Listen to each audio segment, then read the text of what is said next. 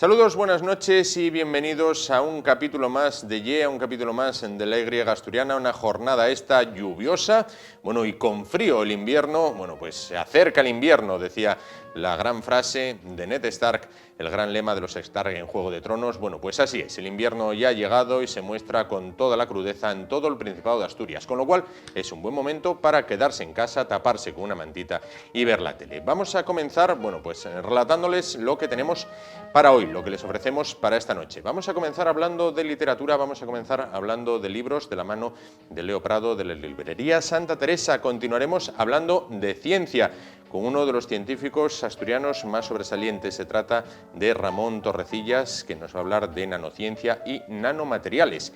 Continuaremos hablando de salud, más concretamente de salud bucodental, de la mano del doctor Vigil, bueno, con todo lo que tiene que ver con la ortodoncia, y finalizaremos hablando de baile, ya que los próximos días 15, 16 y 17 Las Caldas, bueno, pues alberga un congreso de baile, sobre todo de ritmos latinos. Todo esto y más a partir de este momento aquí en YE, en la Y asturiana, cabecera, y comenzamos.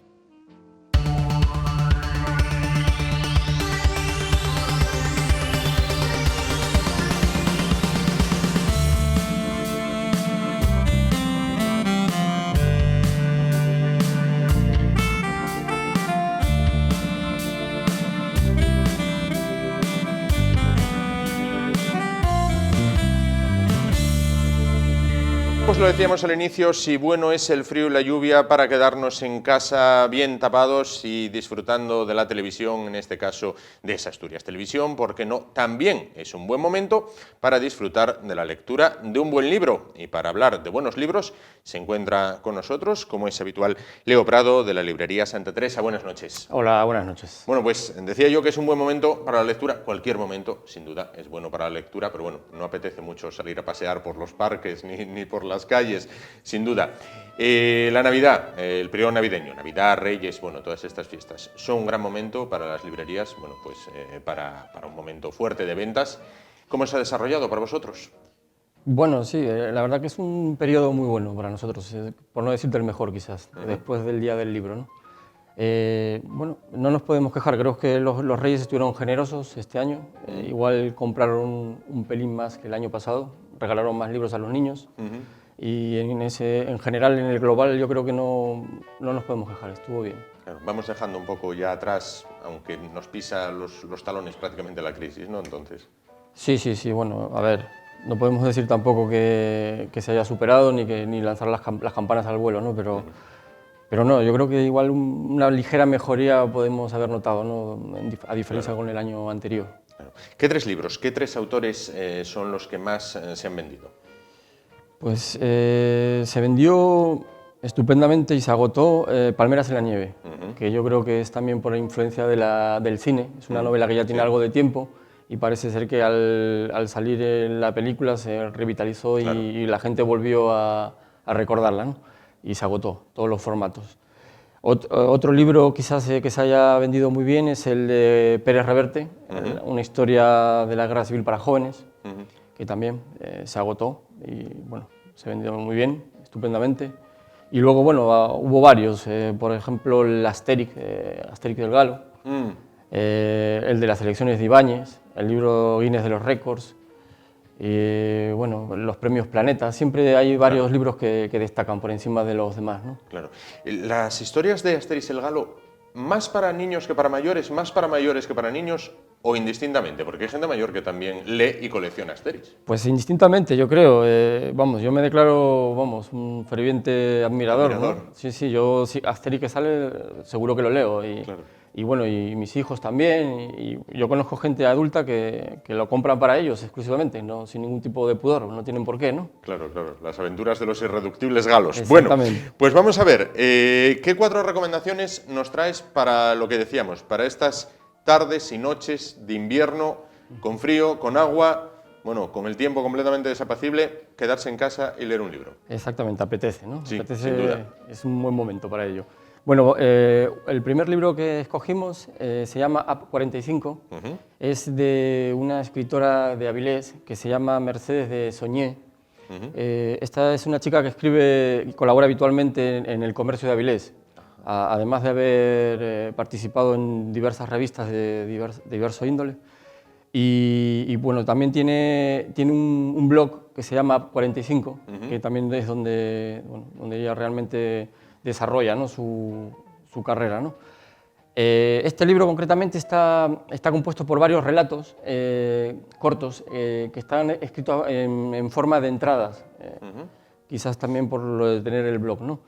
Y es un libro que habla un poco y que a lo largo de todo el libro intenta ¿cómo se dice?, hablar y apoyar un poco lo que es el reivindicar, quizás será la palabra, ¿no?, a una generación de mediana edad que hoy no encuentra su sitio en la sociedad, ¿no?, por culpa de a lo mejor que los consideran mayores y tal, no encuentran trabajo, y es una generación muy formada, que llena de cursos, que se tuvo que adaptar y reinventar 1000 veces por culpa de las nuevas tecnologías.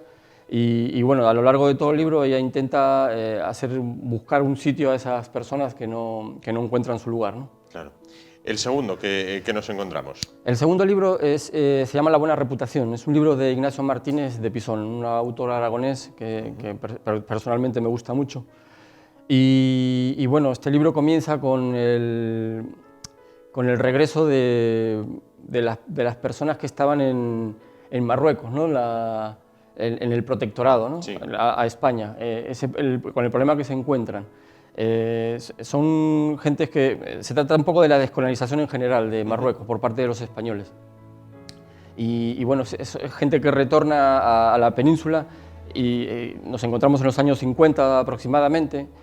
Se encuentran con una España que está despertando, que se está abriendo poco a poco al mundo por todo lo que teníamos detrás. Y está contada a través de una generación de personas que intentan buscar su sitio en el mundo, ¿no?, su lugar en el mundo, sí, con esa sensación de pertenencia a algo, ¿no?, al estar tanto tiempo fuera tuvieron ese pequeño conflicto, ¿no?, que no saber si pertenecen a España o a Marruecos.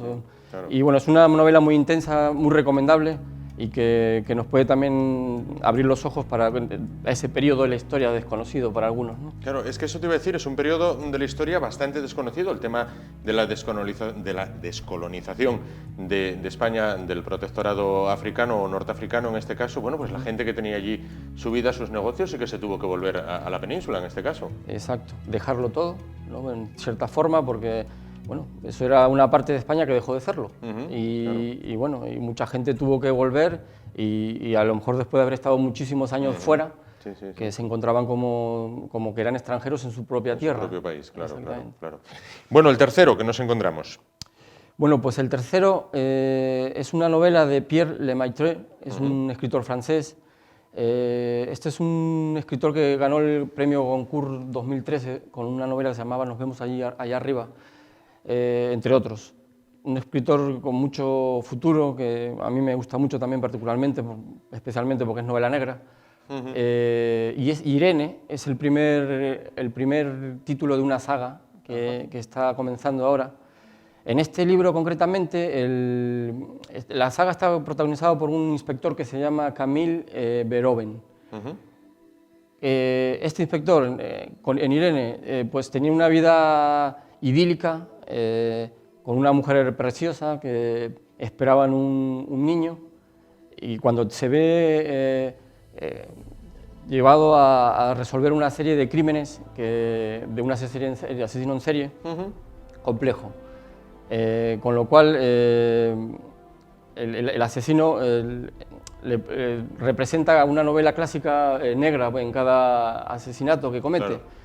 Y enseguida la prensa lo bautiza como el novelista, ¿no? Con lo cual él necesita ayuda para resolverlo y recibe la ayuda de un profesor experto en novela negra y un librero, como no podía ser de otra manera. Claro. Pero esto no solo no le ayuda a resolver el entuerto, sino que acaba complicándoselo, porque los que le ayudan se acaban convirtiendo digamos que en culpables, ¿no? Claro. Bueno, tampoco lo destripes. Que no lo destripo, no. Claro. Pues, bueno, a partir de ahí se desarrolla una serie de tal, y esto yo creo que debe ser de las novelas más adictivas y más brillantes e inteligentes, ¿no? Es un libro sobre libros, que es lo interesante, ¿no? Porque claro. es como un libro de Philip Kerr que leí hace tiempo que se llama Una investigación filosófica, un libro sobre libros, que Claro. son mis libros favoritos. Claro, claro. Y bueno, no voy a contar más porque si Oye, no... ¿y qué tiene la novela negra que, bueno, a pesar de llevar pues muchísimos años en el candelero, y siempre parece que se reinventa, parece que siempre los autores son capaces de darle una vuelta de tuerca más para que no sea más de lo mismo en este caso? Sí, exacto. A ver, la novela policíaca yo creo que ya dejó de ser una novela policíaca sin más. Se convirtió ya en novela social, novela política. Existe una serie de escritores y cada cual con su particularidad, ¿no? Por ejemplo, Camilleri, que describe excepcionalmente Sicilia. Petros Markaris, que nos traslada a Grecia y describe la gastronomía, los lugares, el ambiente social. Es una maravilla. Yo creo que la novela policíaca ya está por encima, ya tiene como un rango, ¿no? Un rango literario más alto y una calidad literaria muy buena, ¿no? Claro. Y teníamos también a Henry Mankell, que quizás fue el que empezó en esta novela. La novela policíaca lleva escribiéndose y se sigue haciendo novela, se iba haciendo novela social desde Dashiell Hammett, tenemos Raymond Carver, bueno, mucha gente, ¿no? Lo hizo antes. Lo que pasa es que hubo como un periodo, un paréntesis que estuvo como que no se escribía y ahora volvió de nuevo a estar vuelve a resurgir, sí, ¿verdad? sí, a estar en auge, ¿no? Claro. Cuarto libro. Bueno, el cuarto libro es un libro que se llama Sumisión, de Michael Houellebecq, se llama, es otro autor francés. Este es un libro curioso. Este libro salió a la venta el mismo día que se cometieron los atentados del Charlie Hebdo. Ajá. Y curiosamente, posiblemente es un libro premonitorio incluso, porque es un libro que habla sobre el islamismo, ¿no? Esto es el escritor plantea una posibilidad. ¿Qué pasaría si los islamistas ganaran las elecciones en Francia en el 2022? Una posibilidad que se podría llevar a cabo por culpa de las colonias que hubo y por la cantidad de población islamista que hay. Sí. Y bueno, a partir de ahí se empieza a plantear situaciones de, por ejemplo, cómo se transformaría la fisonomía de Francia, ¿no? En general, en la calle. Claro. Por ejemplo, las mujeres pasarían de utilizar falda a velo. Plantea la posibilidad de que los judíos se exiliaran a Israel, de que muchos negocios cambiaran su formato, se tuvieran que transformar por el tema de cosas que se pueden vender y cosas que no. Claro. La Sorbona sería una universidad islamista, Sí. en la cual un profesor probablemente por ser converso cobrara más y fuera polígamo, ¿no? O sea, Claro. es una serie de cuestiones y luego está el tema que se adelantó, que el autor se adelantó a todo lo que está pasando, porque esto, digamos, que comenzó con el primer atentado bueno, este libro le está causando muchos dolores de cabeza porque lo acusan de islamofobia. Claro. Y de aupar a la derecha, ¿no? En Francia, porque... Pero él dice que no se posiciona, que simplemente escribió la posibilidad, ¿no? Claro, son estos libros que te dan que pensar, ¿no? Es decir, que dices, sí. bueno, no es posible, o sí.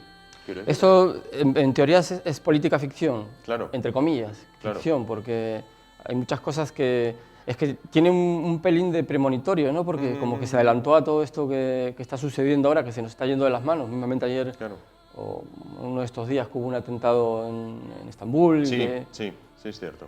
Entonces, bueno, son de estos libros que te dan que pensar, vamos, claro, y mucho. Claro. Sí, te dan que pensar y mucho. Yo recuerdo haber leído uno, me parece, no sé si lo conoces, creo que el título era Europa, me parece, que era una versión de qué hubiera pasado si los nazis hubieran ganado la Segunda Guerra Mundial. Y luego me parece que leí otro que era cómo sería el mundo actualmente si en la Guerra Civil Americana hubieran ganado los estados del sur. Entonces, bueno, pues claro, te dan una visión completamente distinta de la visión bueno, que tenemos en este momento, ¿no? Claro, son libros que te hacen reflexionar, sin duda. Sí, es que la verdad que como nadie sabe lo que hubiera ocurrido, lo único que podemos hacer es especular, son hipótesis, pero bueno, son libros que te podrían enfocar la vida desde otro punto de vista, ¿no? Claro, sin duda. Oye, Leo, para este invierno, bueno, en el que estamos inmersos, o para lo que comienza ahora el año, ¿qué novedades hay a la vuelta de la esquina o qué es al medio o largo plazo? Bueno, ¿qué es lo que nos vamos a encontrar este año que la gente esté esperando muy mucho? Pues posiblemente un libro de Rafael Chirves que llevábamos esperando tiempo, que acaba de fallecer hace unos pocos días, que se llama París, Austerlitz creo que se llama. Bueno, es un libro muy esperado porque al morir y tal le habían dado el premio Cervantes, premio Nacional creo que fue el que le dieron. Uno de ellos podría ser ese, otro... Mucha gente está pendiente de Juego de Tronos. Tiene que salir un sexto, pero no sabemos cuándo todavía. Yo entre ellos. Tú entre ellos, ya me puedo imaginar. Pero no acaba. No. Luego tenemos también el autor de Ojos de Agua, que nos tiene pendiente, y La playa de los ahogados, que hay una película ahora. Tiene que sacar un tercero, todavía no sabemos muy bien para cuándo. Y bueno, hay cosillas por ahí que estamos todos esperando como agua de mayo, pero que no acabamos de verlo. Bueno, así todo, oye, con este tiempo lo que decíamos, siempre es buen momento de acercarse a la librería, ojear, ver un poco lo que a cada uno nos puede gustar más y llevarse un libro que puede ser sin duda un buen compañero para este invierno, que parece que ahora sí, parece que ya llegó el frío, ¿no? Ahora parece que ya llegó y yo creo que para quedarse durante bastante tiempo. Y nosotros invitamos a todo el mundo a que venga a la librería a ojear, a curiosear, a revolver y a tomarse un café, que nosotros invitamos, por cada libro que se vende invitamos un café. ¿Ah, sí? Por supuesto. Ah, mira, mira, eso no lo sabía. Así que si te quieres tomar algún día un café gratis, pues te compras un libro. Pues mira, sí, perfectamente. Y así hacemos un 2 por 1, di que Exactamente. Sí. Bueno, pues Leo, muchísimas gracias por estar con nosotros esta noche. Nada, y quedamos, emplazado para dentro de un par de semanas, que nos puedas, mostrar otros 4 libros, 3-4 libros, que sean verdaderamente recomendables para el lector asturiano, en este caso. Gracias a vosotros. Muchísimas gracias. Nosotros nos vamos ahora a publicidad, tan solo un par de minutos, y volvemos en muy poco tiempo para hablar de ciencia de la mano de Ramón Torrecillas, para hablar de un tema que van a ver que es tan desconocido como apasionante, la nanociencia, los nanomateriales. Volvemos ahora.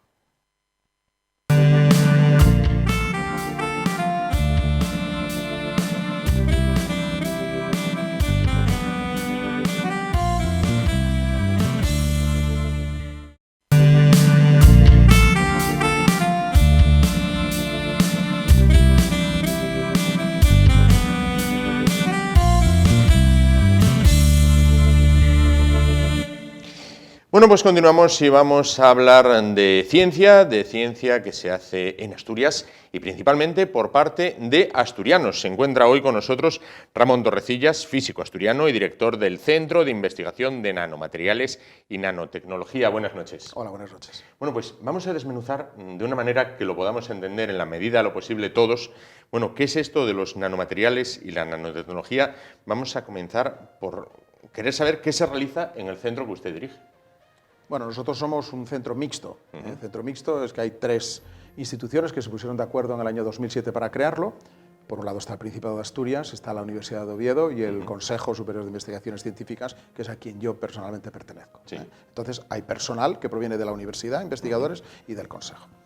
Se creó porque había una masa crítica de investigadores que realizaban una buena investigación en este campo y se pretende que, potenciarlo y que realmente aglutine de alguna manera a aquellos investigadores que de alguna manera podemos realizar trabajos en este campo. ¿A qué nos dedicamos? Fundamentalmente, porque suele ser algo, la gente cree que son cosas raras y no son tan raras, ¿no? Primero explicar qué son nanomateriales y por qué lo hacemos.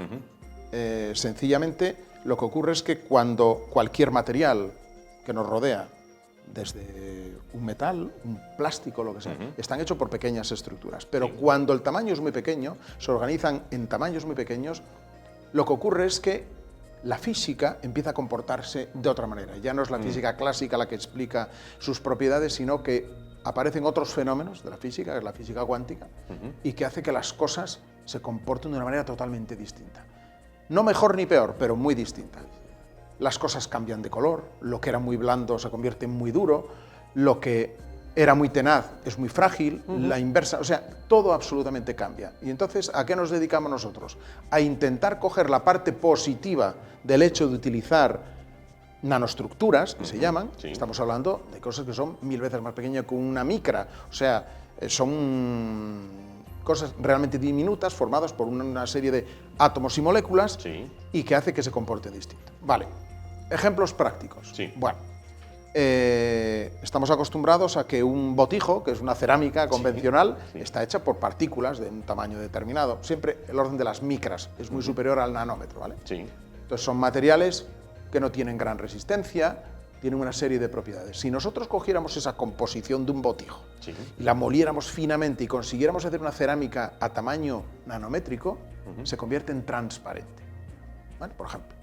¿Y eso para qué se usa? Bueno, pues cuando es muy puro y es transparente, aparecen unos fenómenos que es que manteniendo una dureza prácticamente con la del diamante, permite pasar la luz infrarroja. ¿Y para qué sirve? Pues hay aviones que sus sistemas de seguridad necesitan estar controlando toda la emisión en infrarrojo que proviene de fábricas, de cualquier tipo de ciudad y tal, pero también de misiles, por ejemplo, ¿no? Entonces, en todo lo que es la industria aeronáutica, pues se están desarrollando sistemas que mediante estas cerámicas especiales transparentes permiten filtrar toda la luz que llega, una especie de páginas amarillas de la luz infrarroja, y cuando ven que hay un tipo de luz que proviene de un misil o de algún otro tipo de arma peligrosa, lo que hace es con un láser interior desvía y tal. Eso es un ejemplo tonto, pero que realmente es muy técnico y que existe en la actualidad. ¿Qué más se puede hacer? Bueno, es que la nanotecnología nos rodea en cosas que no es un satélite ni es un avión. Es que hoy en día, por ejemplo, los coches, vemos que nos lo limpian, nos cambian el parabrisas y de repente empieza a repeler el agua y decimos, ¿qué está pasando, no? Bueno, pues en realidad es que hoy en día hay productos químicos que dejan una nanoestructura en la superficie del cristal y las gotas de agua no se pueden pegar, se repelen, son hidrofóbicos y tal. Bueno, esto se está utilizando en prendas, salimos a la intemperie, hoy con esta noche tan mala que hace, y vemos que todo el agua resbala y tal. Vemos que hoy en día hay calcetines que llevan unas nanopartículas y hacen que las bacterias no puedan sobrevivir en ese ambiente, se evitan todo tipo de olores, que se permite la transpiración en una dirección y en otra. Todo eso, al final, son sistemas nano que están en los objetos cotidianos, solo que no lo pone fuera, nanotecnología. Claro. Bueno, en realidad no es necesario. Hoy en día lo cubre todo. Pastas de dientes que tienen nanopartículas, en medicina constantemente se están utilizando nanopartículas, en farmacia. O sea, hoy en día nos rodea. Lo que pasa es que hay aplicaciones que son mucho más llamativas que otras, ¿no? Claro. Y me imagino, es un mundo en constante evolución e investigación. Sí. Está ocurriendo una cosa. A veces la tecnología avanza más rápido que el propio conocimiento. Entonces, hay gente que es capaz de hacer con productos nanoestructurados sistemas que funcionan muy bien y todavía no sabemos por qué. Entonces, muchas veces lo que tenemos que hacer es estudiar el por qué se comportan así estos sistemas, para ver si esto puede llegar a ser incluso peligroso. Por ejemplo, se utilizan muchas nanopartículas en el campo agroalimentario. ¿Para qué? Bueno, pues porque hacemos unos plásticos que no solo recubren los productos cuando tienen que ser transportados, sino tienen que evitar que crezcan hongos, bacterias, todo tipo. Bueno, muchas de las cosas que se utilizan hoy en día, cuando se reciclan o se tiran, al final van al agua y no sabemos realmente cómo pueden afectar a otros seres vivos o a la propia naturaleza. Esto es lo que hace que la tecnología corre mucho y muchas veces no sabemos cuáles van a ser los efectos. Ese es el único riesgo de la nanotecnología y que hay que tener en cuenta, que hay que vigilar nada más, ¿no? ¿Y esto se realiza en Asturias? Nosotros nos especializamos en una parte de los nanomateriales, ¿vale? El campo es tan vasto y además hay que tener en cuenta que en esto no puede trabajar solo físicos o solo químicos. Esto es totalmente multidisciplinar. En nuestro equipo hay médicos, hay biólogos, tenemos geólogos, físicos, químicos, ingenieros. O lo cubres con todo o hay muchos campos donde no puedes trabajar. Claro. Entonces nosotros nos hemos especializado en varios campos. Uno de ellos es el de lo que llamamos ultramaterial, materiales con propiedades extraordinariamente duras. ¿Para qué? Pues para hacer herramientas de corte que puedan sustituir al diamante, por ejemplo, y para eso tenemos en Asturias, no se sabe, pero tenemos en Asturias, gracias a un acuerdo público-privado con empresas asturianas, con empresas alemanas y con el CIN, tenemos un acuerdo público-privado para desarrollar este tipo de productos y tal, en una instalación que está en San Martín del Rey Aurelio, única en el mundo. Tenemos el sistema más grande de desarrollo que hay en el mundo y con el cual estamos colaborando con, pues, diría, Japón, Estados Unidos, en Europa, con prácticamente por los países más importantes. Esto se hace aquí en Asturias. Y luego tenemos un campo que es el de la salud, que es el segundo campo, yo diría, más importante, donde trabajamos en el campo de la implantología, por un lado, ver cómo, utilizando sistemas nanoestructurados, podemos mejorar el tiempo de vida de los implantes quirúrgicos, por ejemplo, cosa muy importante. También cómo, utilizando la nanotecnología, podemos evitar que esos implantes sufran infecciones, problemas. Lo hemos visto, el rey tuvo un problema de infección y tal. Bueno, se trabaja hoy en día en desarrollar soluciones que eviten lo que se tuvo que hacer al rey, que es sacar un implante, poner un implante durante unos cuantos meses, que en realidad tiene gentamicina, tiene una cantidad de antibióticos, para que localmente se vaya eliminando la infección, que son bacterias, y una vez que ocurre esto, hay que volver a implantar. Esto es sufrimiento. Si se ponen los medios, esto no tiene que ocurrir. ¿Y qué se siente cuando uno se asoma, así como usted, al futuro? Bueno, yo creo que es que no es el futuro. La verdad es que estamos asomados, cada vez es menos futuro, porque es un presente. La distancia antes entre un desarrollo en un laboratorio y el mercado era de muchísimos años. Y lo que nos estamos dando cuenta hoy en día es que esto se ha acelerado muchísimo gracias a que la tecnología es capaz de ponerlo inmediatamente en un producto. Entonces, asomarse al futuro, yo creo que nadie puede decir lo que va a pasar en un futuro con estos desarrollos, pero ya tenemos bastante con lo que tenemos ya en el medio plazo, ¿no? Hay muchísimas cosas que ya que surgen y que queremos ser los primeros en sacar al mercado, y hay mucha competencia, y son muy buenos los demás. Pero suena a ciencia ficción hablar de temas como discos duros con capacidades 100.000 veces mayores a los actuales, o fachadas que generan energía por sí mismas. Bueno, empezando por lo último, las fachadas que generan energía. Uno de los campos en los que más se está trabajando con sistemas nanoestructurados es precisamente para poder hacer células solares de muy bajo coste, con lo que llaman quantum dots, que no voy a entrar ahí. Son pequeñas partículitas, muy pequeñas, en superficies de muy bajo coste. Entonces, ahí se ha realizado un trabajo muy importante en un centro asturiano, que es el Instituto Tecnológico de Materiales, con un grupo que considero espectacular a nivel internacional dentro de este campo, que ha desarrollado una tecnología para recubrir sobre acero, para hacer células solares sobre un acero de muy bajo coste, y también sobre otro tipo de sustratos. Entonces, ¿sobre qué se puede poner al final un acero? Cualquier fachada ventilada, se puede depositar. Hasta ahora, todos ellos necesitan un vidrio, porque para fabricarlo, el requerimiento es que tuviera un vidrio en superficie. Esta gente le ha dado la vuelta y es capaz de hacerlo sobre otras superficies, que con mantenerlas limpias pues sería suficiente. Esto es una realidad. Otra cosa es que interese hoy en día al mercado ya sacarlo o no sacarlo, pero son realidades que la distancia del mercado es muy corta. Respecto a lo primero, que era reducir los discos duros. Bueno, los discos duros han ido evolucionando desde hace unos años a una velocidad inmensa, pero el concepto de la nanotecnología es que si yo consigo, es que va más abajo, ¿no? O sea, en realidad, sabe que los electrones que giran alrededor de los átomos, en realidad, si nosotros consiguiéramos, los electrones tienen lo que se llama el spin, que es que o gira para la derecha o gira para la izquierda.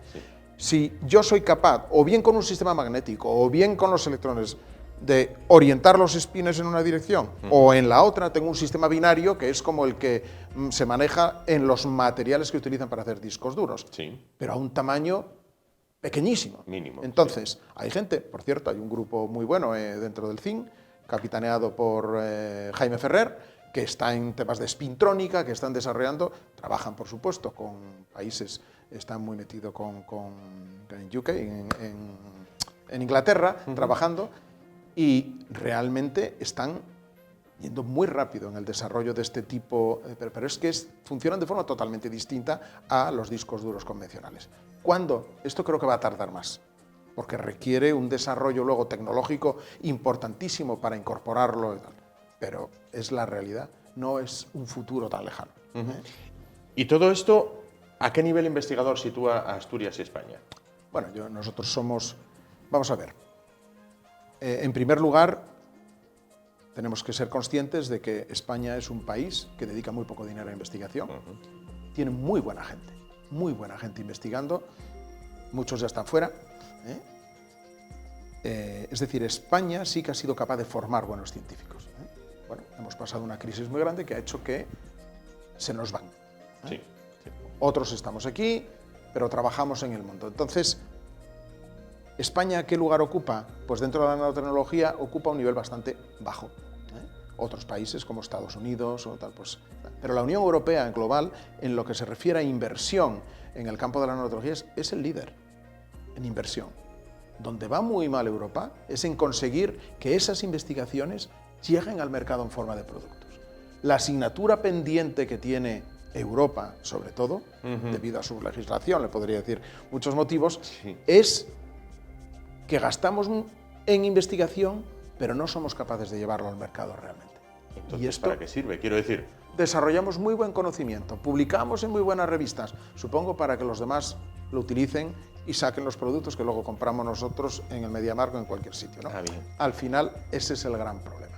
Yo creo que lo que sí tenemos es que en algunos nichos de investigación sí que somos líderes. Y ahí se pueden hacer grandes cosas. Es decir, yo creo que no podemos hablar de si España, o por supuesto Asturias, lidera el campo. Vamos, por favor.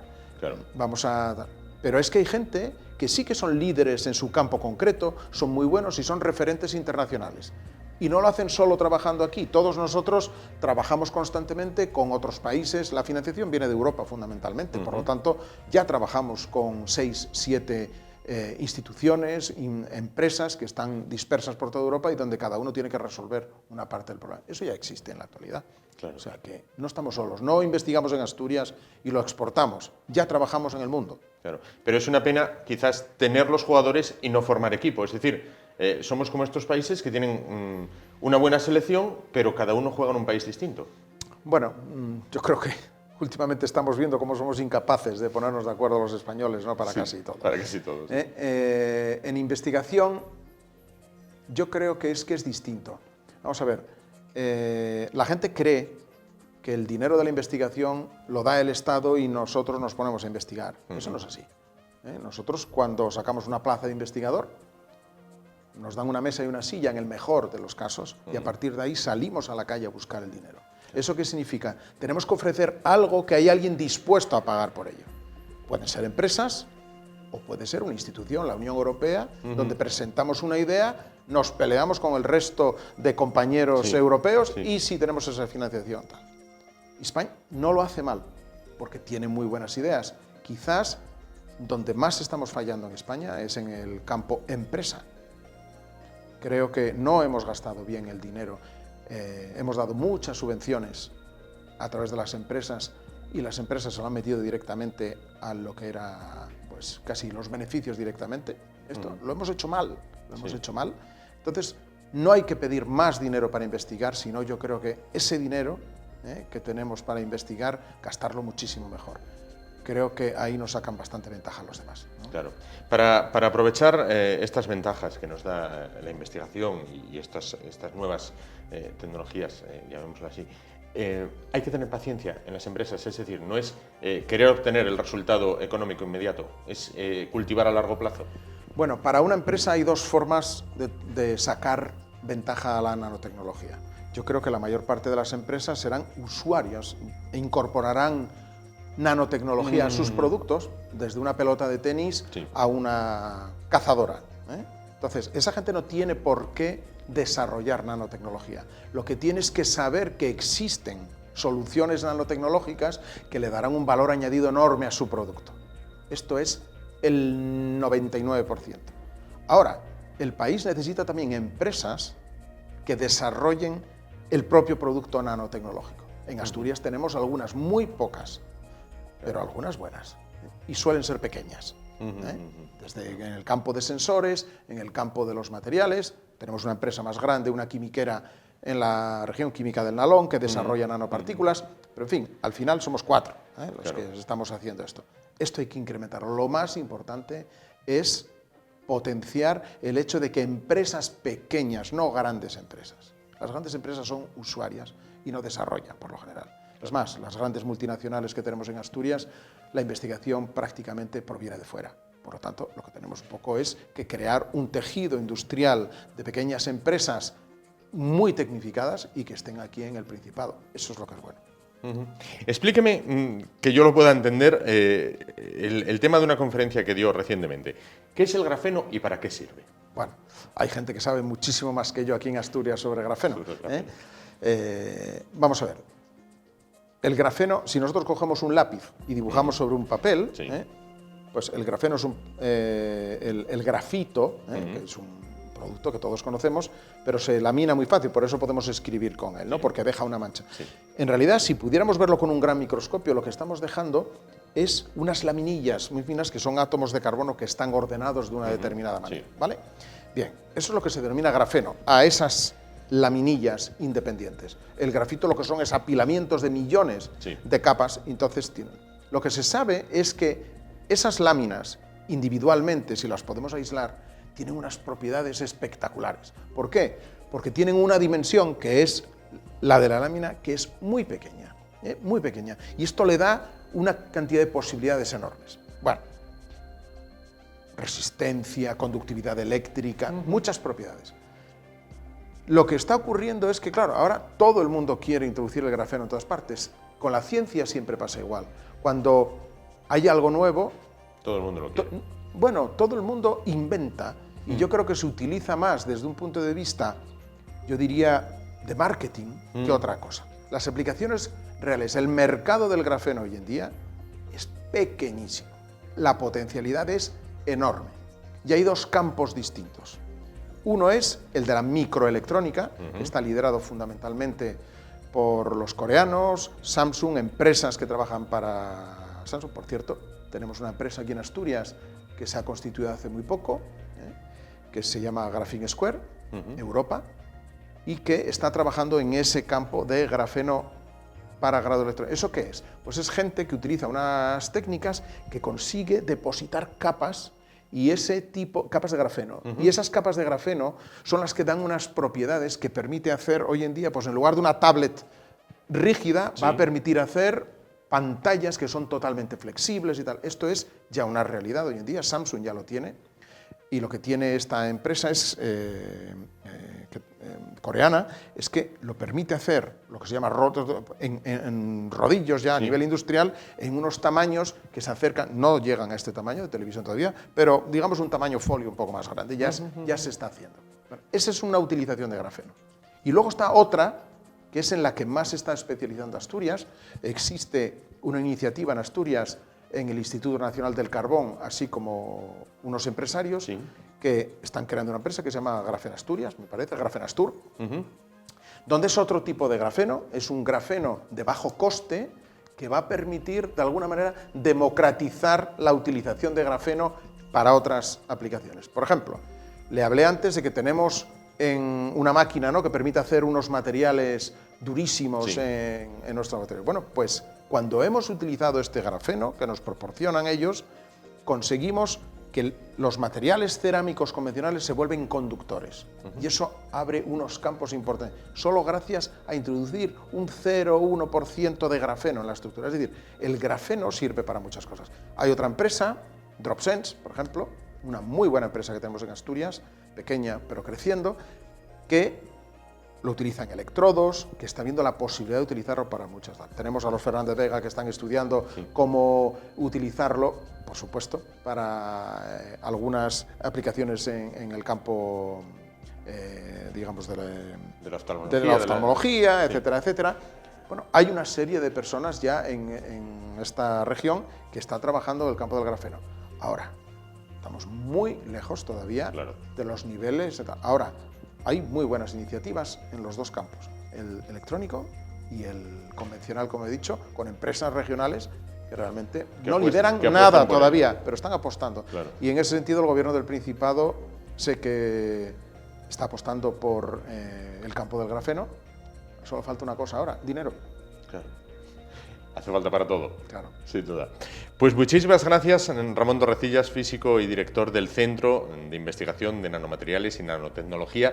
Bueno, pues por aclararnos, por pasarnos al lenguaje de calle, al lenguaje de base, bueno, lo que se realiza con los nanomateriales, lo que se realiza en definitiva con la nanotecnología. Muchísimas gracias por estar con nosotros esta noche. Muchas gracias a ustedes. Nosotros nos vamos a publicidad y dentro de un momento volvemos para afrontar ya lo que es la última parte del programa. Hasta ahora.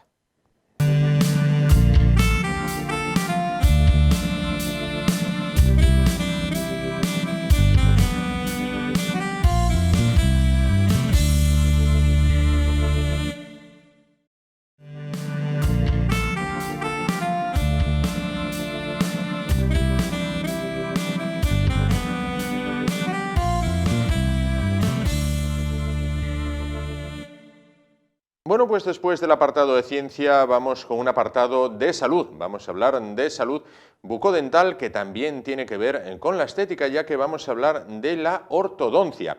Bueno, pues más allá de tener una sonrisa bonita, bueno, pues la ortodoncia, bueno, pues también consiste en tener una boca, unos dientes, en definitiva, sanos. Para hablar de todo ello se encuentra con nosotros Ignacio Fernández Vigil, dentista de la clínica Vigil, en Oviedo y en Moreda. En Oviedo, en Campomanes 24, en Moreda, en Avenida de la Constitución 61. Buenas noches. Buenas noches, Juan. ¿Qué tal? Bueno, pues lo primero, ¿qué es la ortodoncia?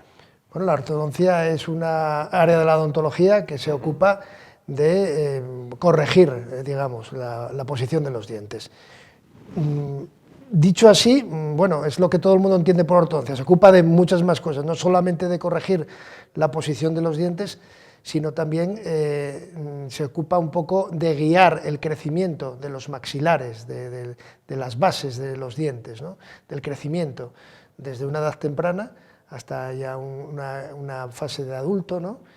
Y bueno, básicamente es corregir la posición de esos dientes en esos maxilares, ¿no? Claro. Es decir, cuando nacemos el bebé, a pesar de lo bonito que sea, nadie asegura que la posición de los dientes sea la correcta, es decir, hay que guiarlo desde pequeños, con lo cual hablaríamos de ortodoncia para niños, ¿no? Sí, bueno, la ortodoncia se llama ortodoncia para niños porque principalmente son los niños los que empezamos a ver en edades tempranas. Muchas veces hay que ir guiando la maduración de esos dientes de leche a los dientes definitivos, y hay que ir corrigiendo el crecimiento de los maxilares del niño, incluso evitando hábitos perniciosos que pueden dar problemas de crecimiento de esos maxilares. Por ejemplo, por citar alguno, que es muy común, el uso del chupete. El uso del chupete, vamos a ver, ¿hasta qué edad está recomendable? Ojo, atención para las madres, ¿hasta qué edad está recomendable el uso del chupete? Hombre, se supone que el niño, a partir de los 2 años, en un uso ya masivo del chupete está contraindicado. Más allá de los 2 años. Sí, porque es cuando se empieza ya a erosionar las piezas iniciales de los dientes de leche, Sí. Y entonces el chupete lo que va es interferir en la erupción correcta de esos dientes y puede llegar a producir una mordida abierta. Queda plasmada la forma del chupete en la zona anterior de la boca. Claro. Entonces puede llegar a producir una mordida abierta. Y luego hay que tener también mucho cuidado porque se han visto casos de niños o madres que a los chupetes les echan algún dulce o algo dulce para que el niño pues chupe y tal, y eso también puede ser productor de caries, así que hay que tener cuidado con eso. Claro. Por otra parte, ¿qué tipo de ortodoncia es la que se aplica a los niños? Bueno, los niños hay que distinguir un poco dentro de la ortodoncia lo que es guiar el crecimiento de esos maxilares, lo que se denomina la ortopedia, ortopedia funcional. La ortopedia se realiza con unos aparatos que no son los que se conocen como brackets o como aparato de ortodoncia propiamente dicho, hablando en lenguaje común. Son unos aparatos muchas veces que van sueltos en la boca y que lo que hacen es guiar el crecimiento de las bases, de los maxilares, tanto del superior o del inferior. Estos aparatos el niño los puede llevar en casa durante el sueño, durante la noche, o hay veces que se pide un uso más continuado y que los llevan al colegio. Sí. Son aparatos muchas veces de quitar y de poner, de quita y pon, o a veces unos aparatos que van fijos, que lo que van a producir es un crecimiento del maxilar, por ejemplo, del maxilar superior, una expansión del maxilar superior en caso de ser necesaria. Lo que se busca con esto es dejar espacio para que cuando salgan los dientes definitivos tengan el espacio requerido para su correcto posicionamiento dentro de la boca. Claro. ¿A qué edad es recomendable comenzar a tratar a un niño?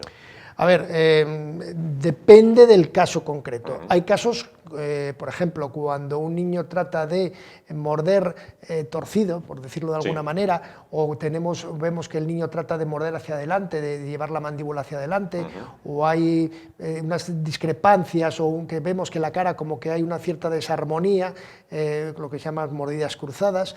Eso hay que empezar a tratarlo ya en edades tempranas. Estamos hablando de que se pueden empezar a tratar a partir de los 6, 7 años, buscando por lo menos que estos maxilares estén orientados, porque a partir de los 8 o 9 años ya se consolida el crecimiento del maxilar superior, se empieza a consolidar, no se consolida totalmente, pero se empieza a consolidar. En cambio, el maxilar inferior, la parte inferior de la boca, sigue creciendo más lentamente, pero durante más largo tiempo. ¿Qué quiere decir? Que si nosotros tenemos una parte de arriba que es chiquitita y no encadena bien, no engrana bien con la parte inferior, pasados 8, 9 años, 10 años, cuando ya empieza a consolidarse ese crecimiento superior, la parte inferior, al no estar engranada dentro de la parte superior, puede seguir creciendo sin ningún tipo de guía, con lo cual puede dar una discrepancia, y es el típico ya chaval que te llega a los 16, 17 años con lo que llamamos cazo, un poco de protuberancia de la mandíbula, por ejemplo, por no nombrar el caso contrario, que es el síndrome de cara de pájaro, el donde no hay un crecimiento de la mandíbula. Tenemos los dos aspectos, o que crezca la mandíbula, o que hay una falta, un déficit de crecimiento mandibular, o que hay un déficit de crecimiento del maxilar superior. Todos esos casos conviene tratarlos en edades tempranas, estamos hablando de 8, 9, 10 años. Y eso es, digamos, lo que se denomina la ortopedia funcional de los maxilares, antes de que aparezcan todavía las piezas definitivas. Es un área dentro de la ortodoncia, bueno, vulgarmente también se conoce como ortodoncia. Claro, correcto. Eso en lo que se refiere a los niños. Vamos a hablar de ortodoncia en adultos. Vamos a ver, quizás hay personas que tienen la creencia de decir, bueno, no me lo trataron de niño, ahora ya de adulto poco puedo hacer. ¿Están en lo cierto o están equivocados? A ver, siempre y cuando las bases estén bien, lo que hemos comentado anteriormente, que hay una buena relación, o una relación bastante buena de la parte superior con la parte inferior, los dientes se pueden mover a cualquier edad. O sea, la ortodoncia, como decía un viejo profesor mío, se puede hacer de los 8 a los 80 años. Entonces, el mover los dientes se puede hacer en adultos perfectamente. ¿Qué ocurre? Que como ya no podemos modificar el crecimiento de esos maxilares, muchas veces tenemos ciertas limitaciones, por un lado. Y por otro lado, en adultos también podemos tener la limitación de los problemas de encías. Si las encías no están en buena forma, si no tenemos unas encías sanas, el mover un diente o los dientes sin tener las encías sanas puede acarrear ciertos problemas, a veces problemas serios, con lo cual la salud de las encías tiene que estar bien, tiene que darnos la luz verde, la periodoncia, el periodoncista o la persona que trata las encías, y poder hacer la ortodoncia posteriormente, pero se puede hacer perfectamente en adultos. Claro. ¿Y qué beneficios tiene para una persona, bueno, pues adulta el tratarlo? A ver, yo te puedo decir que las personas que me vienen demandando ortodoncia en mi clínica vienen todos por estética, evidentemente. Pero hay que tener en cuenta que la ortodoncia es corregir la posición de los dientes. Y un diente que está bien posicionado en la boca va a conseguir que, por un lado, sea autolimpiable, se limpie mucho mejor, no empaquete alimento entre ellos. Con lo cual el cepillado, la higiene dental, es mucho mejor en un diente que está perfectamente alineado, que está bien alineado, a un diente que está metido uno por otro. Siempre van a quedar resto de alimentos y eso va a dar un índice de caries y un índice de problemas de encías mucho mayor. Un diente alineado ya por sí va a ser un diente estético, una boca bonita. Y luego también a su vez va a corregir problemas muchas veces de la articulación de los maxilares, porque son los dientes bien posicionados en su relación con la parte superior, la parte inferior con la parte superior, la que guía los movimientos de la mandíbula. Con lo cual, Si esos dientes no están bien posicionados, son los músculos de la masticación los que constantemente van a estar tratando de posicionar esa mandíbula, y puede derivar o bien en dolores de cabeza, dolores de cuello, dolores articulares, o bien en otras personas donde los músculos son más fuertes, va a producir un desgaste de los dientes, lo que conocemos vulgarmente como rucar los dientes. Sí. Eso también se corrige y se mitiga mucho con la ortodoncia. Claro, y dejar bien claro lo que decía su profesor, desde los 8 hasta los 80 años estamos a tiempo. Se puede hacer perfectamente, siempre y cuando no haya esas limitaciones, digamos, de los maxilares, esas limitaciones óseas u otro tipo de limitaciones, evidentemente. Lógico. ¿Qué es la ortodoncia lingual? Bueno, la ortodoncia lingual es una técnica prácticamente reciente aparición, que consiste en que los brackets, bueno, aquí tengo un modelo donde se puede observar cómo son una ortodoncia convencional, donde las fijaciones van puestas por la parte externa de los dientes y el arco es el encargado de corregir esa posición de los dientes. La ortodoncia lingual lo que hace es posicionar estas fijaciones por la parte interna, por la cara lingual de los dientes, con lo cual corregiría la boca o los dientes, pero el aparato quedaría disimulado, la parte externa no se observaría. Eso sería la ortodoncia lingual. Claro, al colocar un aparato de estos, bueno, lo que tradicionalmente se llamó cuando yo era niño, el aparato, bueno, el chiquillo tiene el aparato para los dientes. A la hora de limpiarlos, bueno, para la protección, el cuidado, la limpieza de los dientes, ¿es mucho más difícil cuando el aparato es fijo? Es un poco más, no es más difícil, nos va a llevar un poco más de tiempo. Lo que pasa que, evidentemente, el aparato, cualquier tipo de aparato en la boca, va a retener siempre más alimento que cuando no hay nada, ninguna fijación sobre los dientes. Entonces, si un cepillado normal nos puede llevar 2 minutos, pues un cepillado de los dientes con un aparato de ortodoncia pues nos puede llevar entre 5 y 10 minutos. Porque hay que ir pues, pasando y limpiando bien entre cada una de las fijaciones para que no queden restos de alimentos. Esto es muy importante tenerlo en cuenta, porque si colocamos un aparato de ortodoncia para corregir los dientes, pero luego descuidamos la higiene, vamos a crear un problema añadido, que es que puede haber un índice de caries importante cuando se retire el aparato. Es muy importante tenerlo en cuenta. Claro. Por otra parte, han cambiado mucho las cosas, han evolucionado mucho las técnicas. Bueno, de aquel aparato grande, de piezas grandes que se veía cuando yo era niño, se ha pasado a piezas mucho más pequeñas y en algunos casos incluso invisibles, como las que tenemos en la cajita rosa, ¿no? Sí, bueno, evidentemente en la odontología también ha habido una evolución, y la ortodoncia pues se hace patente también, y bueno, esto es lo que llamamos la ortodoncia invisible. Son unas fundas que se hacen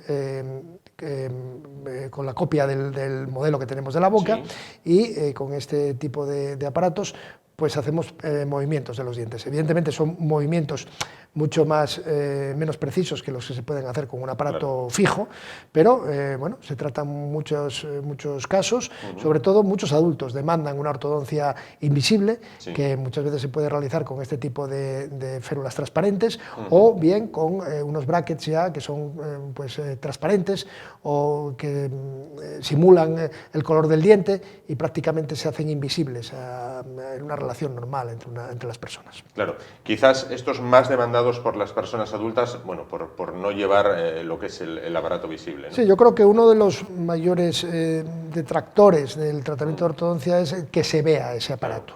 Es el rechazo del paciente, bueno, y tengo que estar mucho tiempo, y se ve mucho. Eso es, la ortodoncia lleva un tiempo para producir ciertos cambios, y bueno, no es un caso que se pueda realizar, o los casos no se realizan de un mes para otro. Estamos hablando de casos de que en los adultos estamos hablando de casos normales entre 8 meses y 1 año y medio, sería el término medio, y el paciente lo que quiere saber es cuánto va a durar el tratamiento y si se le va a ver mucho el aparato, ¿no? Bueno, eso es una solución estética, los brackets estéticos, la ortodoncia lingual, los posicionadores transparentes, son soluciones estéticas que para casos concretos se pueden utilizar. Sí, se pueden utilizar, claro. Bueno, brackets transparentes, ortodoncia invisible. ¿Qué son brackets autoligables? Bueno, pues el bracket autoligable es otra variedad del bracket que lo que hace es pues sustituir la goma que sujetaba el arco al bracket, que es esta que estamos aquí, por una tapita que lo que permite es, por un lado, hacer las visitas un poco más cortas porque la tapita se abre con un mecanismo hacia un lado, se puede sacar el arco y los controles se hacen mucho más rápidos, Claro. evitando esa goma. Y luego este tipo de brackets llevan consigo también la particularidad de que tienen menos fricción, porque el arco pasa entre dos partes metálicas donde no hay una goma, con lo cual los tratamientos son más rápidos, se consiguen crear más espacio, a veces cuando hay necesidades de espacio, y se pueden distanciar más las visitas a la clínica. Claro. Si en un caso normal estamos hablando de que una vez al mes hay que ver al paciente, claro, pues en estos casos a veces se está hablando de mes y medio o incluso 2 meses. Quizás, bueno, por la explicación, quizás el más eficaz. En muchos casos sí lo es. También es más costoso, evidentemente, pero bueno, es una alternativa más y en algún caso concreto a tener en cuenta, los blancos autoligables. Claro. Por otra parte, microimplantes, ¿en qué consiste? Bueno, los microimplantes es una ayuda que la ortodoncia ha venido un poco de la mano de la implantología, sí, que es un tornillo de titanio que se fija en una parte de la boca y ese tornillo de titanio sirve para apoyarnos en él y mover un diente. A ver, voy a explicarlo, ¿por qué? El implante, una vez posicionado, tanto un microimplante como un implante normal, no tiene movimientos dentro del hueso. Un diente sí se va a mover dentro del hueso, sí se va a mover en el hueso. El microimplante o el implante, cualquier implante dentro de la boca, una vez que se implanta en el hueso, que se consigue la integración, que queda implantado, no se mueve. En la ortodoncia, yo para mover un diente me apoyo en otro diente, con lo cual, si yo me apoyo en un diente, esto es como si yo te empujo y tú me empujas, nos movemos los dos. Entonces, a veces me interesa mover un diente hacia una zona, pero no me interesa que el diente en el cual me apoyo se mueva a la zona contraria. Entiendo. ¿Por qué? Porque no tengo espacio y porque me interesa que ese diente venga hacia atrás. Bueno, pues para eso utilizamos los microimplantes, para apoyarnos en ellos y hacer un movimiento de un diente o de un grupo de dientes o de una zona de la boca y que no se nos mueva la otra zona, digamos, donde nos apoyamos. Se está utilizando mucho hoy en día y permite pues, tratamientos que antes eran más complejos, más largos, pues acortarlos mucho y conseguir una serie de movimientos que antes eran difíciles. Claro. Por otra parte, hay que concienciar, supongo, al paciente de que esto, como nos decía usted antes, bueno, pues lleva un periodo, quiero decir, esto no es Lourdes, no llega uno a la consulta y marcha ya con la dentadura arreglada, hay que tener también un poco de paciencia. Sí, me gustaría tener una varita mágica, hacer así, que se movieran los dientes, o una inyección en que se pudieran mover los dientes, modelarlos y luego que quedaran sujetos, pero todavía no hemos llegado a ese punto. Con lo cual, hay que tener en cuenta una cosa, el movimiento dentario es un movimiento biológico, ese movimiento biológico como tal lleva su tiempo y todo lo que sea acelerar ese movimiento biológico puede ir en detrimento del diente y de la estabilidad de ese tratamiento. Hay que tener muy en cuenta que el tratamiento de ortodoncia lleva un tiempo, que un diagnóstico en ortodoncia bien hecho tiene que, bueno, los que hacemos ortodoncia un poco seriamente, damos una previsión de un tratamiento con unos tiempos determinados. Nos podemos equivocar en 2 o 3 meses, arriba abajo, pero claro, empezar un tratamiento, como yo me he visto casos donde dicen, me han dicho 1 año y luego he estado 3, eso es una mala previsión de ese tratamiento. Y luego hay que tener en cuenta de que una vez ya hecho el movimiento de ortodoncia es muy importante mantener los dientes en esa posición nueva que hemos llegado a lograr. ¿Por qué? Porque el diente, una vez que se posiciona en ese sitio que nos interesa, la consolidación del hueso alrededor del diente, el que fija, digamos, el diente en esa posición, tarda tiempo en producirse, con lo cual el diente tiene luego que mantenerse en ese sitio con un posicionador o con una retención o con algo que lo mantenga fijo o con una férula de estas que hemos enseñado antes que el paciente pues pone para dormir o pone en su casa. Y depende de que sea un niño o un adulto, esa contención, ese mantenedor va a ser durante más largo tiempo. Claro. Hay que hablar también de técnicas, bueno, creo, me corregirá si me equivoco, llegadas desde Estados Unidos, técnicas novedosas, pero quizás un tanto controvertidas. Vamos a ver si lo pronuncio bien. Invisalign. El Invisalign es Invisalign. una técnica, sí, se creó en Estados Unidos, que consiste en la ortodoncia invisible.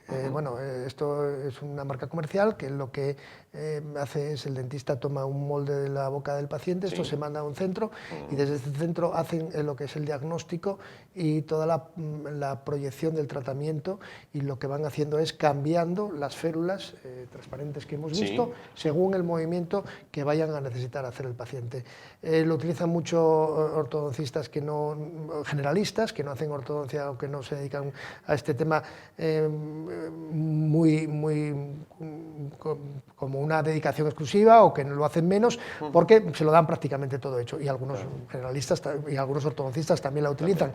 Hay varias técnicas, esta es una de ellas, vamos, varios nombres comerciales, esta es una de ellas, hay varias, pero básicamente son unas férulas transparentes y mover los dientes con esas férulas transparentes. ¿Y eso vale para todo el mundo? ¿Todo el mundo puede aplicar esa técnica? No, no todo el mundo puede aplicar esa técnica. Evidentemente tiene que ser casos determinados, hay que elegir bien los casos, no todo el mundo puede llevar esta técnica, y muchas veces el paciente viene buscando un tipo de técnica determinada, los casos hay que estudiarlos individualmente, y lo que para un paciente puede ser viable, para otro igual no, que puede significar también mucho más tiempo de tratamiento, muchas veces más tedioso, y al final en adultos, el adulto quiere soluciones rápidas y que muchas veces no pasan por soluciones estéticas. A veces el aparato de ortodoncia convencional es el más rápido y el que mejores soluciones puede llegar a producir en muchos casos. Y al hilo de esto, me imagino, bueno, hemos visto distintas técnicas, bueno, distinto aparataje para tratarlo, pero cada caso es distinto. Quiero decir, no es que yo, por ejemplo, sufra de ello y diga, bueno, quiero esto. No, el profesional en este caso tiene que mirar y tiene que recomendar él cuál es la técnica más apropiada, ¿no? En ortodoncia lo correcto siempre es hacer un estudio previo de cada caso, individualizado. Un estudio previo donde el profesional tenga todos los elementos para hacer un estudio y una previsión de ese tratamiento, para saber cuánto va a durar ese tratamiento, en qué va a consistir ese tratamiento, pueda hablar con el paciente, pueda explicarle qué es lo que va a conseguir con ese tratamiento de ortodoncia y a dónde queremos llegar con ese tratamiento de ortodoncia. Si no hay un estudio previo donde podamos ver un poco dónde está el diente situado en la cara, dónde está el diente en la boca, con radiografías, con una serie de estudios, a veces de medidas de las posiciones de esos dientes, es muy difícil hacer un diagnóstico acertado y llegar a un buen plan de tratamiento. Para finalizar, ¿puede haber casos que sean irreversibles, es decir, que no tengan arreglo? A ver, es que se me viene a la cabeza un ejemplo, supongo que lo conocerá, el jugador de fútbol Ronaldinho. Pero tenía unos dientes, yo lo recuerdo cuando jugaba aquí en España, que aquello era de escándalo. Dientes de conejo. Claro, y decía, y muchas veces, mucha gente podía pensar, bueno, con la cantidad de dinero que tiene podría pagar el tratamiento que quisiera, ¿por qué no? Sí, a veces por desconocimiento, o porque no da con el profesional adecuado, porque aún así, pues evidentemente tampoco es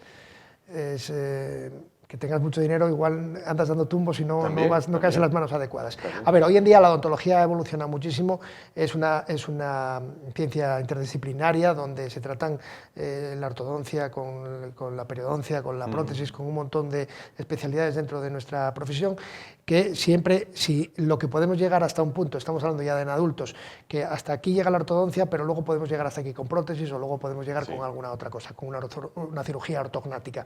Entonces es muy difícil ya no poder llegar a tratar un caso o llegar a esa meta más o menos que tenemos marcada. ¿Qué pasa? Que muchas veces el camino es largo y el paciente, pues, por desidia, en el camino abandona, ¿no? Otras veces, bueno, pues esos tratamientos, cuando ya son multidisciplinarios, son más costosos y muchas veces pues tampoco podemos someternos a ellos. Hoy en día prácticamente se puede acometer todo.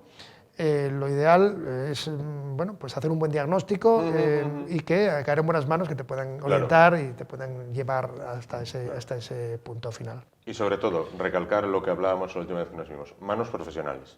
Siempre, manos profesionales. Claro. Pues Ignacio Fernández Vigil, de la Clínica Vigil, en Oviedo y Moreda, en Oviedo Campomanes 24, en Moreda, Avenida de la Constitución 61. Muchísimas gracias por estar con nosotros esta noche, por aclararnos todo lo que tiene que ver con la ortodoncia, desde los primeros pasos, desde el chupete, muy recomendable abandonarlo después de los 2 años, hasta los 80 años, como decía su profesor, desde los 8 hasta los 80 años. Muchísimas gracias por acompañarnos y aclararnos todos estos términos y las distintas técnicas a aplicar cuando una persona, bueno, pues no tiene los dientes alineados correctamente. Muchísimas gracias. Gracias a ti, Juan. Y nosotros nos vamos ahora a publicidad y en un momento volvemos, 1 o 2 minutos, para afrontar ya lo que es la recta final del programa de hoy. Hasta ahora.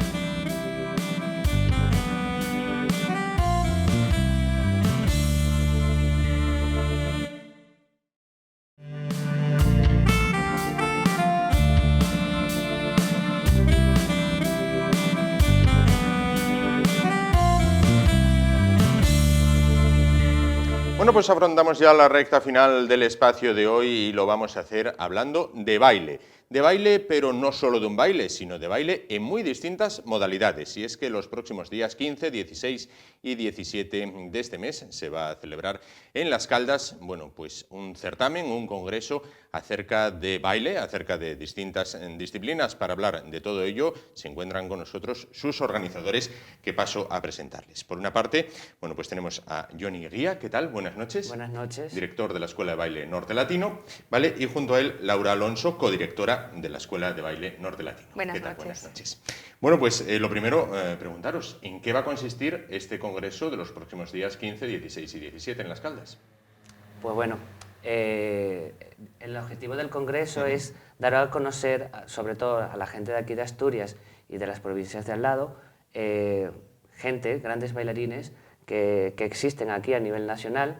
Los reunimos todos en Las Caldas para que la gente pueda ver lo que son sus clases, sus shows, un poco que la gente también venga, se reúna de diferentes provincias. Ajá. Para que puedan disfrutar de baile por la noche, de talleres, no sé, es un certamen para un poco unir o reunir a la gente de diferentes provincias de aquí del norte. Claro. ¿Quiénes van a actuar? ¿Con quién se va a contar? ¿Qué tipo de música o qué tipo de baile es el que se va a interpretar? Pues fundamentalmente en el congreso está dedicado a los ritmos latinos, aunque en la escuela demos más sí. modalidades. Y procuramos traer a la gente más importante, más influyente, pues de España, de Portugal. Otras veces nos hemos ido más lejos y hemos traído bailarines pues de Praga, de Reino Unido.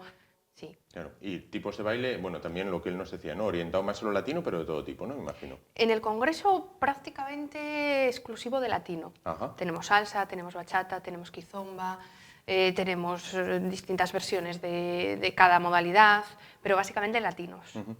Hay también talleres, podía leer en el programa. Bueno, ¿en qué van a consistir? ¿Cómo se desarrollan? A ver, es 1 hora de duración donde estos profesionales vienen, desarrollan una vuelta, un esquema de cómo ellos bailan, y los asistentes que van a esos talleres pueden aprender directamente de esta gente que viene.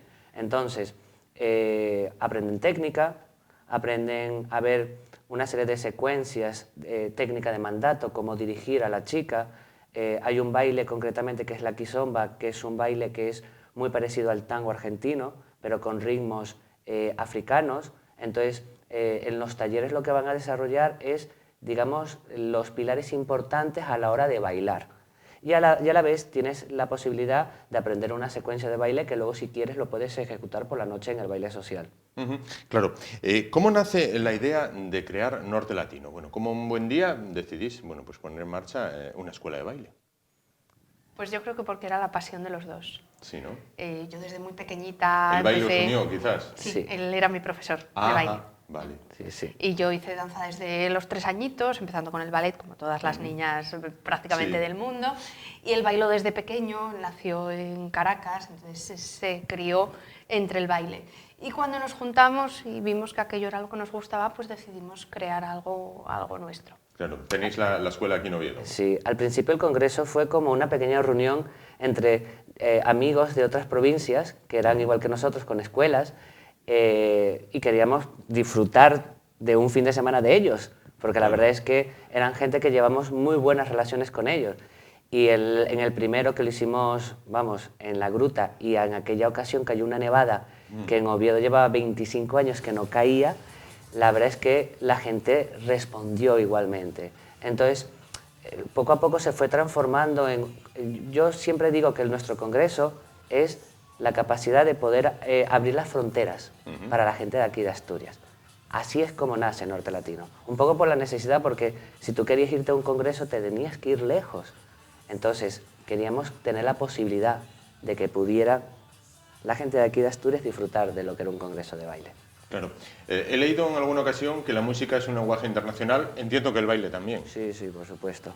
Claro, que traspasa fronteras y se puede... De hecho, hemos estado fuera en congresos afuera de España y es tan universal que a ti te vienen a sacar a bailar en otro idioma y no te hace falta entender ese idioma, no te hace falta entender el japonés para que una persona te venga a sacar a bailar. Madre, sacar a bailar, esa expresión no la oía yo desde tiempos de mi abuela, cuando te contaba, iba al baile y venía un chaval a sacarme a bailar, madre. Pues Eso, sigue siendo igual. sí, La ¿no? diferencia es que ahora nosotras también lo sacamos Claro, a también ellos. sacáis, claro, claro que sí. Bueno, los tiempos sin duda mejoran. Bueno, ¿qué disciplinas son las que impartís en la Escuela de Baile Norte Latino? Pues en la escuela tenemos prácticamente de todo, desde ballet, pasando por las sevillanas, damos pilates y damos zumba como entrenamiento personal, damos todos los ritmos latinos. Yo creo que no me queda nada. Realmente nos centramos principalmente en los ritmos latinos.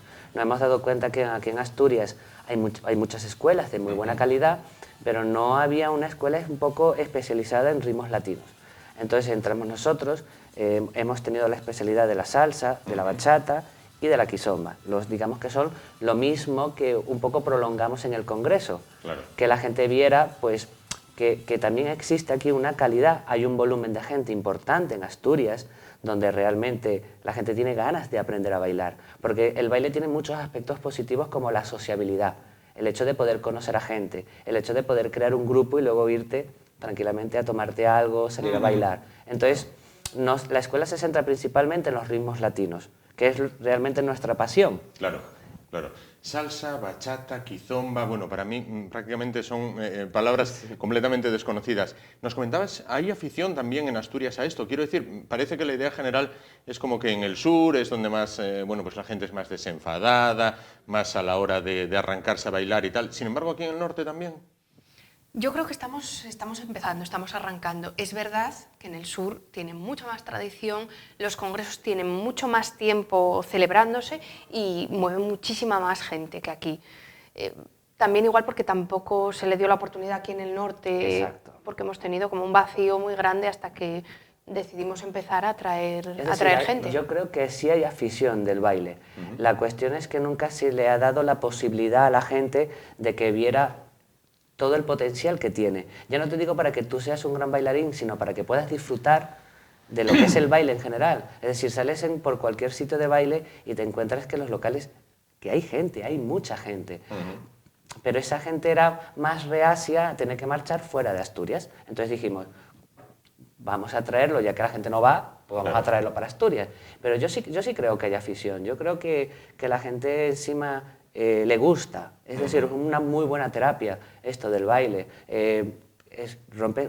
Utilizas el esquema de la coordinación, el tema de cómo poder tocar a una persona. No sé, tiene aspectos que con el paso del tiempo tú te das cuenta que la personalidad de la gente se amolda y entonces Claro. es algo que a mí personalmente me llena mucho, la verdad. Claro. Y de paso también se reivindica un poco lo que nos comentabas antes, ¿no? Bueno, cuando habíais llegado. El tema de los bailes latinos, parece que eran como bailes de segunda fila y ahora, bueno, pues cogen su auge, ¿no? De hecho, en determinadas universidades dedicadas a bellas artes, a la danza, están empezando a incluirse dentro de la educación reglada, que antes no estaba en ningún programa de educación de danza, no existían los ritmos latinos y ahora sí que se están empezando a oír hablar de danzas urbanas, de funky, de salsa, poco a poco. Yo creo que ha sido una cuestión un poco como que la gente siempre ha valorado ritmos latinos con gente latina, Sí. ¿sabes? Y yo creo que en parte es cierto, pero no es del todo cierto. Hay una formación, no es a lo mejor tan estricta como en el clásico, pero sí hay una formación. Es decir, hay unos esquemas a la hora de poder aprender a bailar correctamente lo que es una salsa o una bachata. Entonces, yo creo que poco a poco la mentalidad de la gente ha ido cambiando. Ya no es tan como antiguamente que se relacionaba baile latino con gente latina. No, ahora tú ves en otras provincias que hay escuelas que también se centran en el 80, en el 90% a los ritmos latinos y la evolución de la gente es es alucinante, Claro. ¿sabes? Entonces yo creo que la mentalidad de la gente también está cambiando un poco en ese aspecto. Pero así todo, supongo que el ritmo, llamémoslo así, el ritmo latino, también habrá que llevarlo un poco en la sangre. Quiero decir, será muy difícil ver un día un torero noruego, con lo cual también será muy difícil ver una persona, supongo, escandinava que lo borde en la salsa, ¿no? Pues creo que hay congresos ahora, que los he estado viendo ¿Sí? yo en fotos de compañeros que van, muy al norte, y creo que tienen un éxito tremendo. En Rusia, por ejemplo, hay un congreso de una semana con un éxito. El problema es que eso que acabas de decir yo creo que es otra de las falsas creencias. Claro. La gente dice, la gente latina tiene ritmo. Tener ritmo para mí es tener expresión corporal. Sí. Esa expresión corporal se puede enseñar, se puede aprender. Lo que pasa es que estamos acostumbrados a no mover partes de nuestro cuerpo. Claro. Pero nosotros tenemos a gente que con el paso de los años ha aprendido a mover partes del cuerpo que te dicen, es que antes no teníamos ni idea que las teníamos. Claro. Entonces, yo creo que es algo que también está cambiando. O sea, sí, la gente latina, para mi punto de vista, que yo soy además latino, creo que lo que no tienen es el concepto de la vergüenza. Ajá. Es decir, pero lo que es el concepto de moverse, de la expresión corporal, eso se enseña también. No solamente es mover los pies, sino también es cómo tienes que mover el cuerpo. Claro, me imagino. Oye, ¿las enseñanzas que impartís, para mayores, para niños, para todas las edades? Para todo. Para todo. Tenemos pequeñitos desde 3 años, Ajá. en la actividad que llamamos prepaso a paso, hasta, pues no sé, hasta con más años. Con bastantes años. Hasta las señoras que las sacaban a bailar. Esas, Sí, esas, sí, todavía sí, van. sí. Claro, que todavía Sí, van sí. y tienen ese gusanillo del baile todavía. Pero es algo muy curioso, porque la verdad es que me gusta, porque al ser tanta diversidad de edades, te das cuenta que todo el mundo está metido en el mismo barco, remando al mismo punto, que es el aprender a bailar, el pasarlo bien, que no es como en otras ocasiones que a lo mejor yo me acuerdo de salir con mi padre o con mi madre a tomar algo. No, yo quiero ir. Aquí tú te das cuenta de que es tan amplia la diversidad y que todo el mundo está tan metido en ese tema que yo reconozco que es una pasión. Esto de lo que es enseñar, el baile, no sé. Claro. Y aquí en Asturias, ¿qué es lo que más demanda la gente? ¿Qué tipo de baile o qué disciplina de baile es la que más demanda la gente? A ver, en nuestra escuela, bueno, de mano van a demandar casi siempre latinos, aunque tengamos en otras actividades. Sí. Y yo creo que básicamente se tiran siempre por la salsa y la bachata, aunque últimamente, bueno, yo creo que nosotros fuimos de los pioneros aquí en Asturias en traer la kizomba. Y sí que es verdad que últimamente, como es algo que no se conoce, que prácticamente no se impartía aquí, pues tenemos bastante gente que está queriendo empezar con eso. Oye, ¿y en qué se diferencian principalmente salsa, bachata, kizomba? Bueno, todas estas palabras nuevas para mí. A ver, la primera diferencia principal es el tipo de música. Es decir, una salsa se diferencia es muy distinta a una bachata, y una salsa y una bachata es muy distinta a una kizomba. Y a la hora de bailar, también se baila de forma distinta. Aunque entre las tres hay, digamos, como pilares importantes que son cómo tienes que sujetar a la chica, son cosas como filosofía universal, aunque luego a la hora de bailar tú mueves los pies de formas completamente distintas en la bachata y en la salsa. Entonces, al mismo tiempo, una de las cosas que intentamos hacer es inculcar al oído, a saber diferenciar lo que es una salsa de un cha-cha-cha, de un cha-cha-cha de una bachata de un merengue. Entonces, creo que eso también nos ayuda a... Nosotros tenemos un poco la filosofía de que mucha gente no escucha. Es decir, tú hablas con ellos y la gente muchas veces no te están escuchando. Claro. Entonces inculcas también al oído a intentar saber diferenciar por qué una bachata es una bachata, por qué una salsa es una salsa. Y luego, cuando sales a bailar, muchas veces la gente está mirándose, ¿esto qué es? Claro. Entonces inculcas también que existe como unas diferencias, Claro. ¿vale? Claro. Oye, por otra parte, para gente que quizás nos esté viendo y les pase como a mí, vamos a ver, yo la última vez que bailé fue el día de mi boda y yo creo que más que bailar pintaba una pared, o sea, era como, hacía así, ¿no? Entonces, una persona que no sepa absolutamente nada de baile, acude, por ejemplo, a vuestro centro y ¿por dónde debe empezar? Pues por cualquier cosa, pero siempre por el nivel 0. Es decir, nosotros tenemos clases para principiantes, donde damos las bases. cómo pisar, dónde pisar en la música. O dónde no pisar. O dónde no pisar, Claro. exacto. Y bueno, pues eso, vamos dando pinceladas poquito a poco para que puedan llegar a niveles altos. Solemos dividir las clases en niveles 0, niveles 1, niveles 2, tenemos niveles de 3, entonces lo que ves es como una evolución.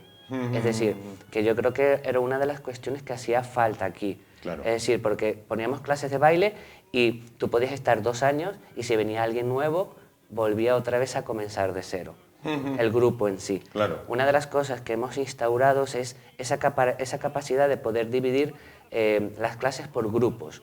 Y si tú tienes una habilidad en el cual a los 2-3 meses has aprendido lo suficiente, tienes la posibilidad de pasar a un curso superior. Claro. Entonces, la gente con esto lo que ve es un largo recorrido, ves una autopista. No es como antiguamente que lo que hacía era te adaptabas a la hora y si el grupo eran 20 personas y tú eras nuevo, te tenías que adaptar. Claro. No, ahora está un poco más acorde a lo que son los niveles. Entonces, creo que es un método correcto porque toda la gente que llega nueva, lo primero que le intentamos hacer es que vayan a los grupos de iniciación, a los de nivel 0, Sí. para que vean un poco pues, los métodos que tenemos, los profesores que tenemos y que vayan viendo un poco pues, los matices de lo que se hacen con los pies. Que tú vas evolucionando, tienes la capacidad de poder ir creciendo. Tenemos grupos, por ejemplo, coreográficos, que son solo de coreografías, que ya es de gente un poco que ya lleva un poco más de tiempo, que quieren un poco más de dificultad. Entonces, bueno, son como los grupos más superiores. Entonces, en el fondo lo que ves es una gran cadena. Claro, una evolución. Una evolución. Claro.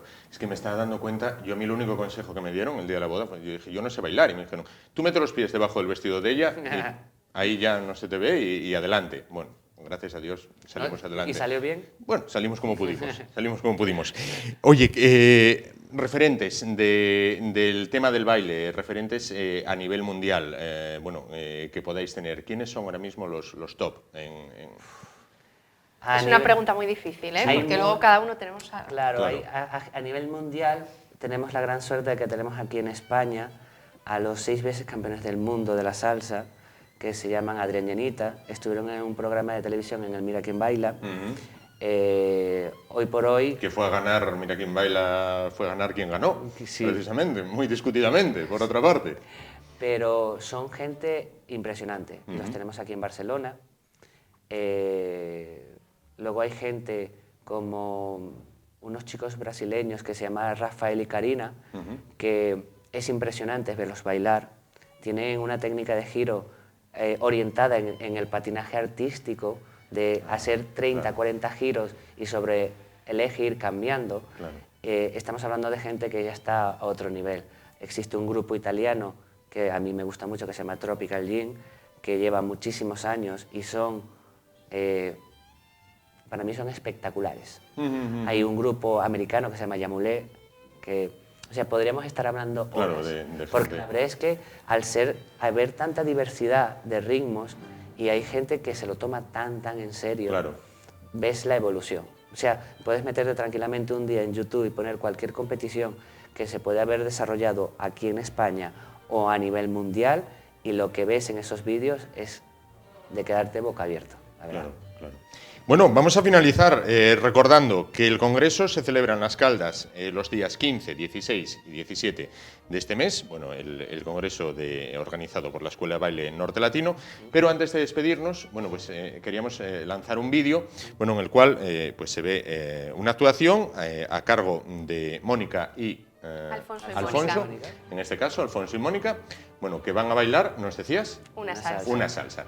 Bueno, pues con esas imágenes, con esa música, con ese ritmo envidiable, como van a ver, un ritmo inalcanzable para muchos, entre los que me incluyo, bueno, pues lo van a ver a continuación porque merece la pena. Llegamos al final del programa de hoy, agradeciéndoos, bueno, a los dos que hayáis, bueno, pues explicado, bueno, pues acercado a las personas que no sabemos nada de baile y a los que ya saben, bueno, pues que mejoren esa percepción y que todo salga bien, bueno, sin duda en ese Congreso de Las Caldas, ¿no? Bueno, pues nos vamos, será hasta mañana, cuando volveremos, bueno, con más temas que esperamos sean de su interés. Les dejamos con Alfonso y Mónica interpretando salsa. Hasta mañana.